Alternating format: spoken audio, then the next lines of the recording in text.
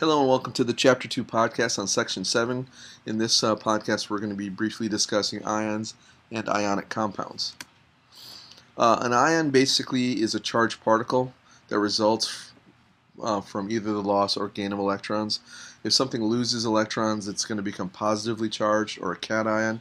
If something gains electrons, it's going to be negatively charged and will be also referred to as an anion.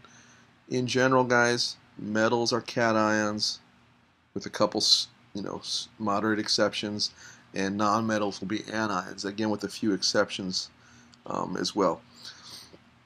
To determine charge, so how do they figure out this is sodium plus? They subtract the electrons from the protons. So 11 minus 10 is plus 1, so that's why it has a plus 1 charge. So we represent the charge with a plus. In this case, since it's 1 plus, we just show the plus. If it had been greater than 1, then we put the number and then the plus follows. And again, if we do the same thing for the chloride ion, if we subtract 18 from 17, we get a negative 1 charge, which we indicate as a minus. And if it was less than 1, negative 1, then we'd write the number like 2 minus or 3 minus, depending upon the charge itself. More about ions. There are also other kinds of ions that are called polyatomic ions. You had to memorize these over the summer. These are basically groups of elements that are connected together like a molecule but actually have a positive or negative charge depending upon the nature of the polyatomic ion. Their ionic properties are different than elements, and this is true whether or not we're talking about a polyatomic ion versus just a normal monatomic ion like that would come off of the periodic table. For instance, like our sodium chloride, the salt we sprinkle on our fries and other types of things, sodium is actually a very explosive metal. It explodes if you put it in water. And chlorine is a poisonous gas that was part of mustard gas that was used as a chemical agent in World War I.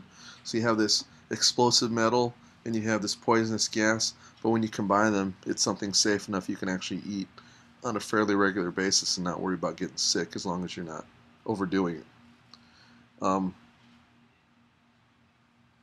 So on this table here, you see various ions. So notice every element in group 1A, when it ionizes, notice it always has a plus 1 charge. Notice how every 2A metal has a plus 2 charge, with the exception of beryllium. 7A, it always is negative 1. 8A, 7A nonmetals are always negative 1. 6A nonmetals are always negative 2. 5A, nitrogen's negative 3. And this is all based upon, becoming like a noble gas by either losing or gaining electrons.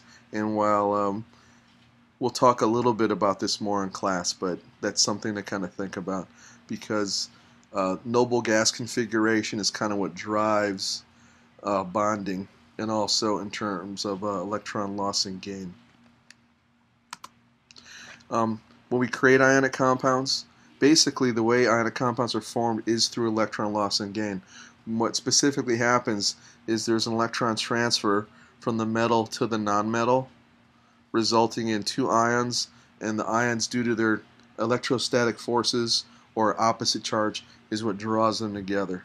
Okay, so this represents a simple 1-to-1 ratio where each sodium metal loses an electron to one chlorine atom, resulting in a sodium and a chloride ion, which are drawn together, which are better known as our sugar, salt. But this isn't always the case. Sometimes metals will combine in ratios different than 1-to-1. So for instance, lithium has a plus 1 charge, so it has 1 electron that it'll lose, but oxygen, remember from the previous figure, has a 2 minus charge, which means that it's gaining 2 electrons. So what ends up happening is one lithium atom isn't sufficient to satisfy the electrons needs for the oxygen. So what ends up happening is you need 2 lithiums, for every one oxygen. And as long as you have the ions, you can actually just crisscross the numbers in the charge upper right, and that'll give you actually the compound for the ionic compound almost every time. There are a few notable exceptions, and we'll talk about some of the rules and some of the other more complicated issues for other kinds of compounds in class discussion. So this is just a brief overview.